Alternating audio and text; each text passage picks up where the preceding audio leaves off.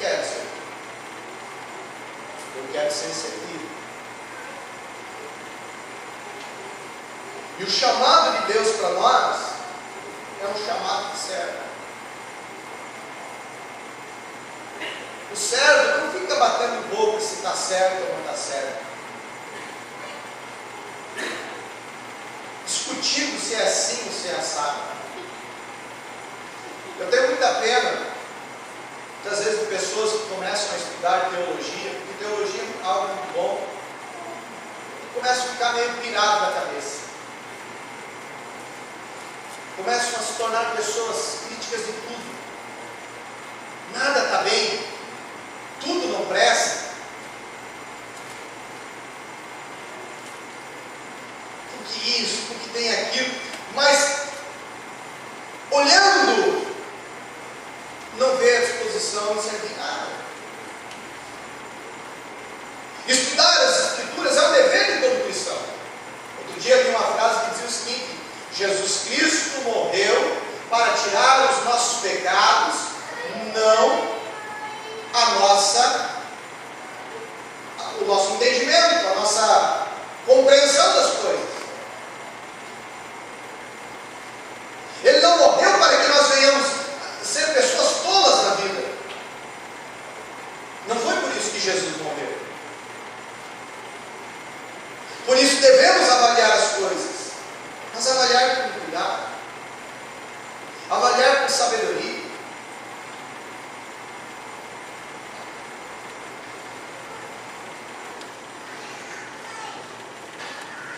Às vezes, hoje nessas redes sociais, as pessoas postam tudo, né?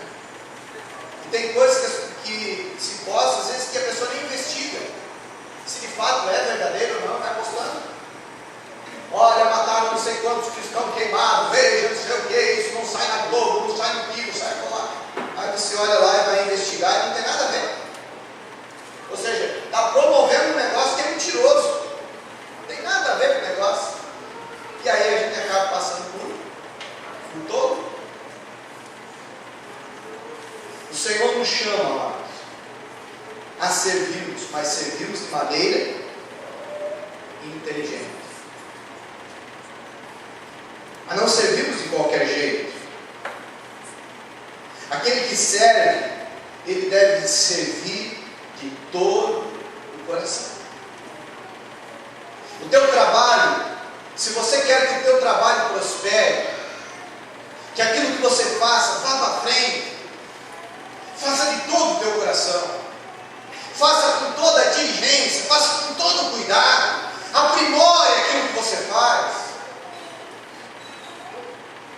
Porque quando você faz isso com esmero, com vontade, com ânimo, é diferente. Você já foi em algum restaurante que você viu lá aquela pessoa lá com aquela vontade? Você fez assim: olha, me dê um talher. A pessoa vem na sua mesa e faz assim, te joga o talher. Já foi em algum lugar assim? Você fica, eu fico pensando assim, meu Deus, olha a vontade dessa pessoa. E muitas vezes ele está reclamando lá do patrão, ele está reclamando lá do empregador, mas a vontade do cabra, da pessoa, o bicho é tão emaranhado, tão preguiçoso, literalmente, que ele não tem ânimo nem naquilo que ele está fazendo, que é entregar um garfo, um talher, em dar um sorriso para a pessoa, em atender a pessoa com esmero, com vontade, com ânimo, com alegria. Não, faz como se aquilo fosse um jugo.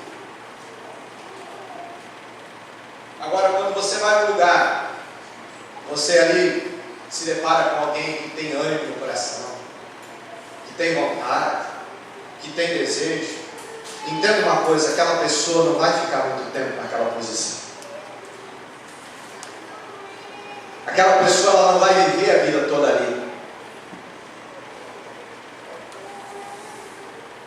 Se queremos, amados, ser honrados, nós precisamos aprender a honrar. Isso começa por aquilo que nós fazemos, por aquilo que você faz, pelo teu trabalho,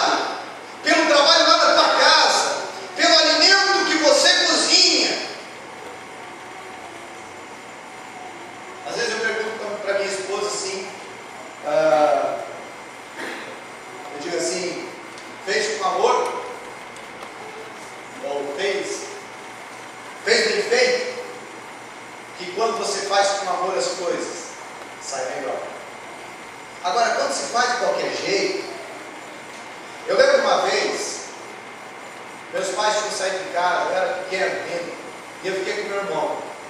Meu irmão, 6 anos mais velho que eu, ele também não sabia fazer muita coisa. Eu e ele não sabíamos fazer nada.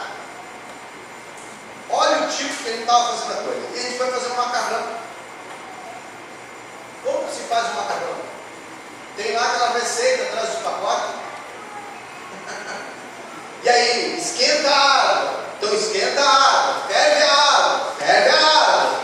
Eu ia lendo e ia jogando as coisas na panela. Até chegar um momento em que dizia o seguinte: sal a gosto. Agora, como a gente nunca sabia o que é o sal a gosto, aí, e agora, como é que a gente faz sal a gosto disso aqui? Ah, não sei, começou a discussão ali. Ah, talvez seja uma colher de sal. Enfim, uma colher de sal aí no negócio. E foi lá uma colher de sal e mexeu com aquele negócio ali. Pensa num negócio salgado. Tinha uma canjica na geladeira, passou a tarde comendo canjica e tomando água para ver se aquele negócio. Então, quando a gente não se esmera em fazer, em conhecer, a gente acaba sofrendo. E Deus vem na sua palavra e Ele começa a nos ensinar o tempero da vida. Qual é o tempero da vida? Se não o amor. O tempero da vida, amados, é o amor. Olha o que ele nos diz ali. Versículo 8 diz: afirmo, pois, que Cristo se tornou servo dos que são da circuncisão, por amor à verdade de Deus, a fim de confirmar as promessas feitas aos patriarcas. Servo dos que são da circuncisão, por amor à verdade de Deus. Nós estamos findando um ano. O que muda na vida, na verdade, é apenas a data. Os dias seguem os mesmos. Os dias seguem os mesmos. Dia 31 vai mudar e vai ser dia 1º de janeiro. E vai ser mais um dia. Mas a mudança precisa acontecer dentro de mim. A mudança precisa acontecer no meu coração.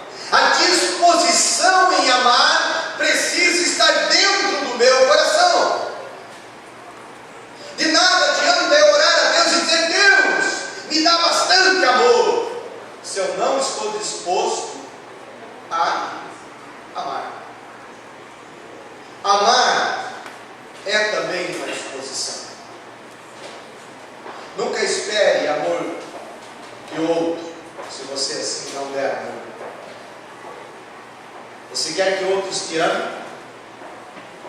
Semeia, ame também.